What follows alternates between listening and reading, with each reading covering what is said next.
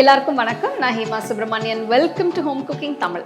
இதுக்கு முன்னாடி நான் நிறைய பராட்டா ரெசிபிஸ் செஞ்சுருக்கேன். ஸ்டஃப்ட் பராட்டா, ஆலு பராட்டா, இந்த மாதிரியெல்லாம் டிஃப்ரெண்ட் பராட்டா ரெசிபிஸ் நான் உங்களுக்கு காட்டியிருக்கேன். இன்றைக்கி ஒரு சிம்பிளான பிளெயின் பராட்டா ரெசிபி தான் உங்களோட ஷேர் பண்ண போகிறேன்.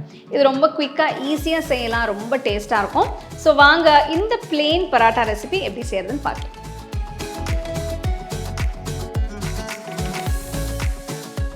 இந்த பராட்டா செய்ய அகல பாத்திரத்தில் 2 கப் கோதுமை மாவு போடுங்க.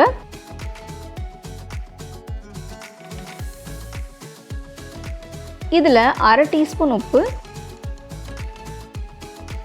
1 டீஸ்பூன் ஓமம் போடுங்க.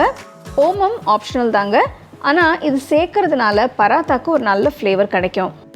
அடுத்து 2 டேபிள் ஸ்பூன் நெய் ஊற்றி எல்லாத்தையும் ஒரு தடவை மிக்ஸ் பண்ணுங்கள்.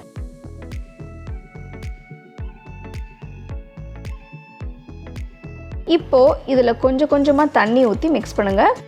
நான் கொஞ்சம் சூடாக இருக்கிற தண்ணி ஊற்றி தாங்க மாவை பிசைகிறேன். இந்த மாதிரி சுட தண்ணியை ஊற்றுறதுனால மாவு நல்ல சாஃப்டாக இருக்கும். மாவு சேர்ந்து வந்ததும் இன்னொரு 5 நிமிஷம் பிசைங்க.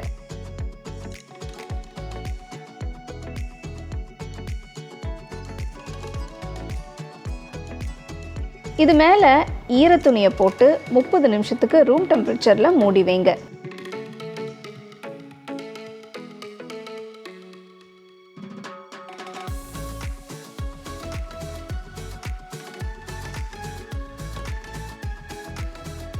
முப்பது நிமிஷம் கழித்து இதை சின்ன உருண்டைகளாக பிரித்து வைங்க.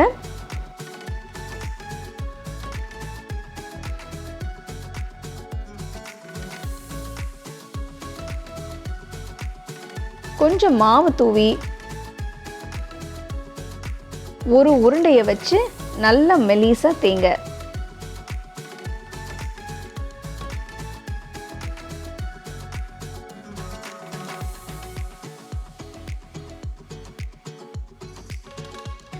இதை பாதியாக மடித்து இன்னொரு தடவை மடிக்கணும். பாருங்கள், இந்த மாதிரி ட்ரையாங்கிள் ஷேப்புக்கு மடிக்கணும். இப்போ இதை மறுபடியும் தேய்க்கணும், ஆனால் ரொம்ப அழுத்தாமல் லேசாக தேய்ச்சா போகிறோம்.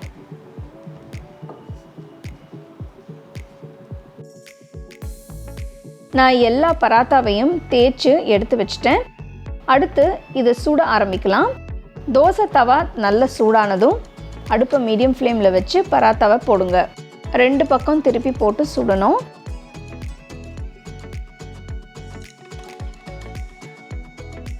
மேலே ப்ரௌன் ஸ்பாட்ஸ் வந்ததும் இது மேலே கொஞ்சம் நெய் ஊற்றுங்க. இந்த பராட்டாவை நீங்கள் மீடியம் ஃப்ளேமில் சுடணும். அப்போ தான் உள்ளே இருக்கிற லேயர்ஸ் வேகும்.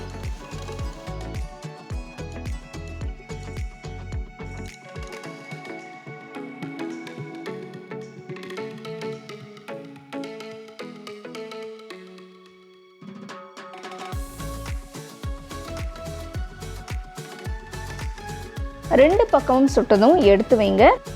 இந்த அருமையான சாஃப்ட் பராத்தாவை உங்களுக்கு விருப்பமான சைட் டிஷ் கூட சர்வ் பண்ணுங்க.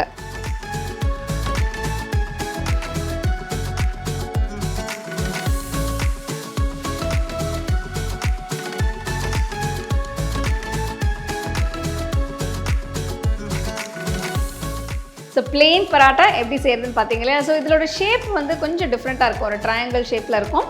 ஸோ நீங்கள் உங்களுக்கு பிடிச்ச ஷேப்லேயும் நீங்கள் அதை செஞ்சுக்கலாம், ஒன்றும் ப்ராப்ளம் இல்லை.